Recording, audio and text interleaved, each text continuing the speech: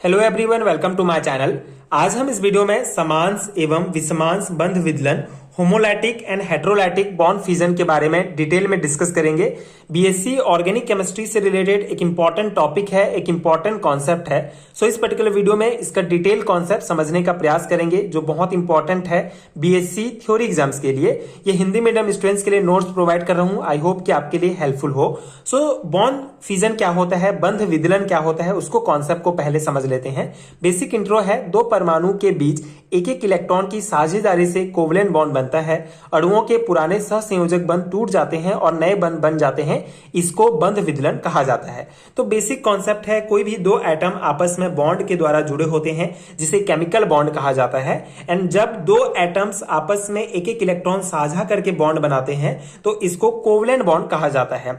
सो जब कोई भी कोवलेंट बॉन्ड या कोई भी बॉन्ड आपस में सिमेट्रिकली या फिर असिमेट्रिकली आपस में टूटता है तो उसको ही बॉन्ड फ्यूजन या बंध विदलन कहा जाता है। सो जब बंध टूटता है, जब बॉन्ड फ्यूजन होता है, तो उस स्थिति में इलेक्ट्रॉन का ट्रांसफर एटम्स की तरफ किस प्रकार से होता है, उसी आधार पर बंध विदलन को दो प्रकार से बांटा गया है, समांस एवं विषमांस, मतलब होमोलैटिक एंड हेट्रोलैटिक बॉन्ड फ्यूजन। सो एक एक करके समझते हैं ये कॉन्सेप्ट क्या है।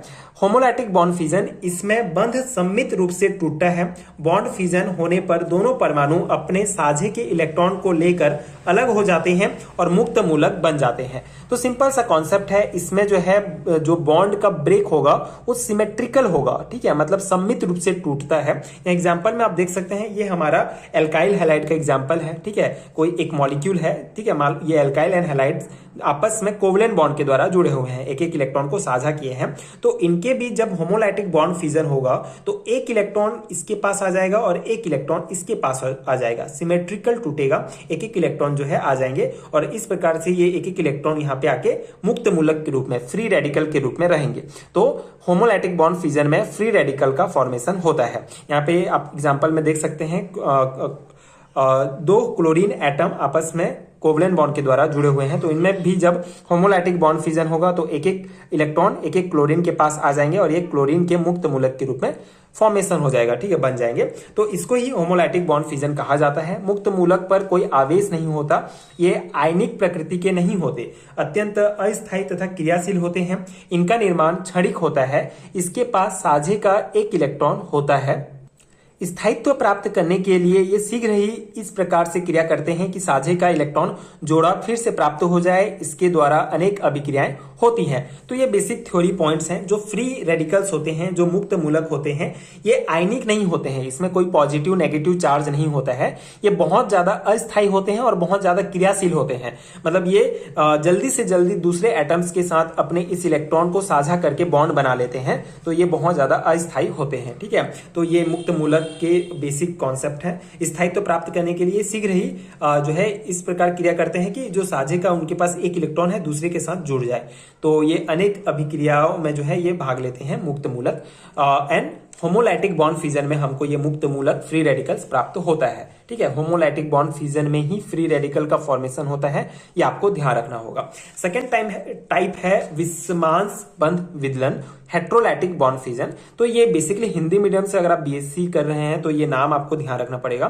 साथ ही साथ आपको इंग्लिश मीडियम के भी नाम याद रखने पड़ेंगे, मतलब इंग्लिश में जो नेम है, जैसे विषमांस बंध विदलन को हेट्रोलैटिक बॉन्ड फ्यूजन कहा जाता है। ये टर्म आपको डेफिनेटली ध्यान रखना पड़ेगा, क्योंकि आगे अगर आपको एमएससी केमिस्ट्री में करने हैं तो वहां आपको इंग्लिश मीडियम में करना पड़ेगा। बेसिकली इंग्लिश मीडियम में ही होता है एमएससी केमिस्ट्री में। तो ये टर्म आप कॉन्सेप्ट समझेंगे इन नाम के साथ, टर्म के साथ, तो डेफिनेटली आपको बहुत हेल्पफुल होगा आगे। तो हेट्रोलैटिक बॉन्ड फ्यूजन क्या होता है, इसमें कोवलेंट बॉन्ड फ्यूजन असममित रूप से होता है, असिमेट्रिकल, ठीक है, मतलब इसमें असममित रूप से इसके बॉन्ड का ब्रेक होगा, अर्थात साझे का इलेक्ट्रॉन जोड़ा किसी भी खंड के साथ चला जाता है और दो आवेश युक्त खंड या आयन बनते हैं। जैसे यहाँ पे एल्काइल हैलाइड के एग्जांपल में ही हम समझते हैं, जब इनके बीच बॉन्ड फ्यूजन होगा, हेट्रोलैटिक बॉन्ड फ्यूजन होगा, तो दो हमको जो है स्थिति प्राप्त होंगे। या तो ये दोनों इलेक्ट्रॉन इसके पास आ जाएंगे या फिर इसके पास आ जाएंगे, ठीक है। तो दोनों इलेक्ट्रॉन किसी एक एटम के पास चला जाएगा, दोनों का बराबर नहीं होगा, असिमेट्रिक रूप से, ठीक है, असममित रूप से इलेक्ट्रॉन का ट्रांसफर होगा।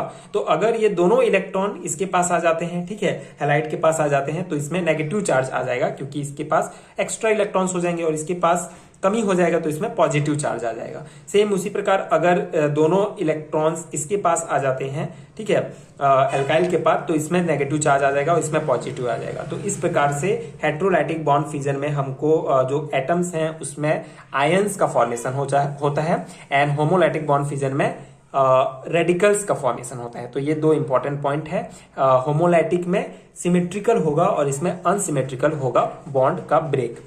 तो ये बेसिक कॉन्सेप्ट है। आई होप आपको समझ में आ गया होगा एंड ये नोट्स आपके एग्जाम प्रिपरेशंस के लिए हेल्पफुल रहा होगा।